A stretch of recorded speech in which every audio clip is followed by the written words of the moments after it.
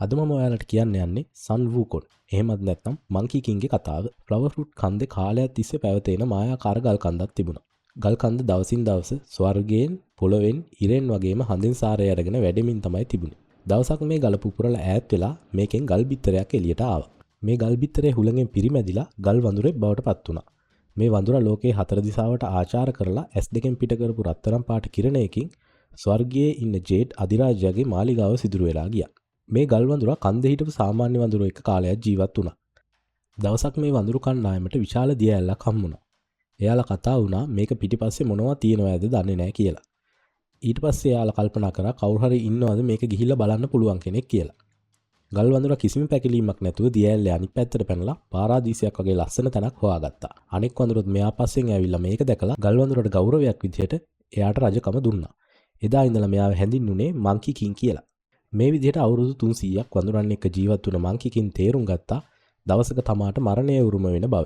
එයා ඒකට බය වෙලා ඒකෙන් බේරෙන්න පුළුවන් විදියක් හොයාගෙන පාරුවකින් මුහුද තරණය කරන්න පටන් ගත්තා. මේ ගමනේදී මෙයාට හම්බුණා සුබෝධි කියන ගුරුවරයාව.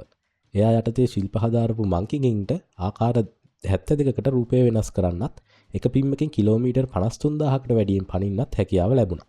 ඒ වගේම මංකී කින්ට විශේෂ බලයක් වන ඇගේ තියෙන එක රෝම ගහකින් එක මංකී කින් කෙනෙක් නිර්මාණය කරන්න පුළුවන් බලය ලැබුණා. ඒ වගේම සුබෝධි ගුරුවරයා එයාට නමක් තිබ්බා සන් වූකොන් කියලා. ඒත් වූකොන් එයාගේ බලය අනවශ්‍ය විදියට හැමෝටම පෙන්වන්න ගිය නිසා ගුරුවරයා යාව එලවලා දැම්මා. නැවත ගෙදර ආපු වූකොන් කල්පනා කරනවා එයාගේ බලයට සාමාන්‍ය ආයුධ ගැලපෙන්නේ නැහැ කියලා. විශේෂ ආයුධයක් හොයාගෙන එයා නැගෙනහිර මුහුදේ ඉන්න මකර රජතුමා හම්බ වෙන්න යනවා. මකර රජතුමා දුන්න කඩුව සහ හෙල්ලේ වූකොන් ප්‍රතික්ෂේප කරනවා. ඒ වගේ බර හරිම අඩු නිසා. මේ ගැන කල්පනා කරපු මකර රජතුමා වූකොන්ට පෙන්නනවා මුහුදේ ගැඹුර මනින්න එයාලා පාවිච්චි කරන යකඩ කණුවක්. මේ කණුව ටොන් 8ක් බර, ඒ වගේම පුංචි ඉදිකටුවක් තරමට හකුලන්නත්, ස්වර්ගයේ දක්වා දික් කරන්නත් හැකියාව තියෙන කණුවක්. මේ ආයුධය ගත්ත වූකොන් අනික් මකර රජවරු 3 දෙනා ළඟටත් ගිහින් ඔවුන්ට කරදර කරලා රත්තරන් කබායක්, ෆීනික්ස් පිහාටු තොප්පියක්, ඒ වගේම වලාකුළු වල ඇවිදින්න පුළුවන් සපත්තු ජෝඩුවක් ඉල්ල ගන්නවා. එක දවසක් වූකොන් හොඳටම මත් වෙලා ඉන්න වෙලාවක අපායේ ඉන්න යක්ෂයෝ වූකොන්ගේ ආත්මය අපායට අරගෙන යනවා. මරණයට අකමැති වුණ වූකොන් අපායේ රජවරුන් 10 දෙනාවම පරාජයටපත් කරලා ජීවිතේ සහ මරණය පොත හොයාගෙන එයාගේ නමයි අනික් වඳුරු සේරගමේ නමයි කටුගාලා දානවා.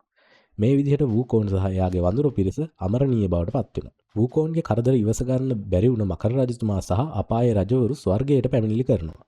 වූකොන්ව පාලනය කරන්න හිතාගෙන දෙවිවරු මෙයාට ස්වර්ගයේ අශ්වය බලා ගන්න තනතුරක් දෙනවා. ඒ ටික කාලයකින් වූකොන් දැනගන්නවා අශ්වපාලක තනතුර ස්වර්ගයේ තියෙන පහළම තනතුරක් කියලා.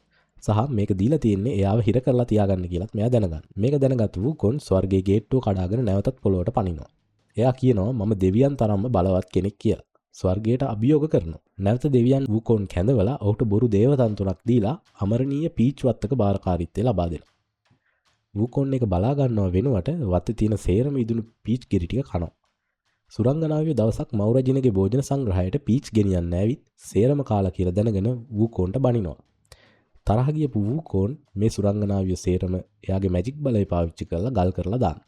ඒ වගේම එයා මෞරජිනගේ භෝජන සංග්‍රහයට කඩා වැදිලා තියෙන සේරම කාලා ජේඩ් අධිරාජ්‍යගේ වයින් සේරමත් බීලා ආපහු පොළොවට එනවා. මේකෙන් හොඳටම කුපිත වුණ ජේඩ් අධිරාජ්‍යයා ලක්ෂයක හමුදාවක් එක්ක කිං ලී සහ නේෂා කුමාරයාව එවනවා වූකොන්ව අල්ලගන්න. වූකොන් නේෂාව සහ විශාල දෙවියන් කීප දෙනෙක් පරාජය කරලා අවසානයේ වූකොන්ගේ ප්‍රධාන හතුරා වන එර්ල් ෂෙන් එක්ක සටන් කරන වෙලාවේ නොදැනීම ලාओसीගේ දියමන්ති උගලට අහු වෙනවා. මේ විදිහට අල්ලගත්ත වූකොන්ව මරණයටපත් කරන්න විවිධ ක්‍රම ස්වර්ගය විසින් කරලා බලනවා.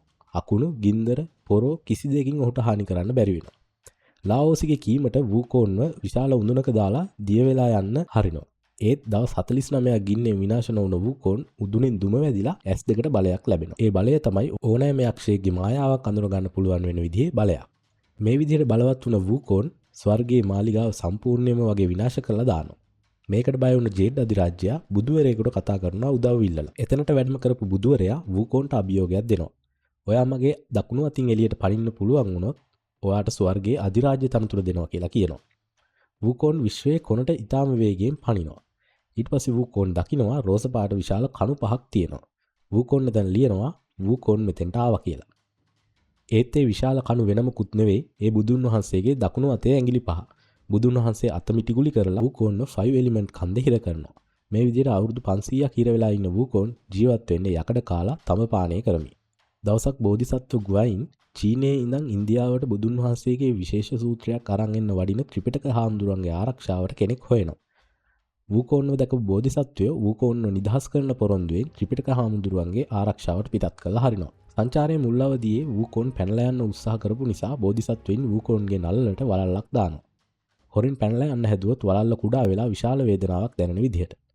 මේ ගමන අතරතුර තවත් 3 දෙනෙක් ගමනට එකතු වෙනවා. පික්සි කියන ඌරු රාක්ෂයා, සැන්ඩි කියන ජල රාක්ෂයා සහ අශ්වයෙක් විදිහට සුදු මක රාක්ෂයාත් එකතු වෙනවා. වූකෝන් සහ පිරිස ගමන අතරතුර අනතුරු 81කට විතර මුහුණ දෙනවා.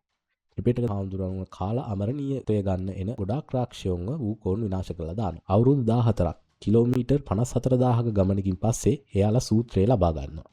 ඒ පරීක්ෂණය සාර්ථක කරගත්ත මෙයාලා නැවත පියාඹලා තමන්ගේ ගමට එනවා. මේ පරීක්ෂණයේ සමත් වුණ හැමෝටම විශේෂ බලයක් ලැබෙනවා. හාමුදුරුවෝ බුදු කෙනෙක් බවට පත් වෙනවා. ඒ වගේම වූකෝන් විශේෂ සටන්කාමී බුදුවරයෙක් බවට පත් වෙනවා. මෙන්න මේ විදිහට තමයි මංකි කින්ගේ කතාව ඉවර වෙන්නේ.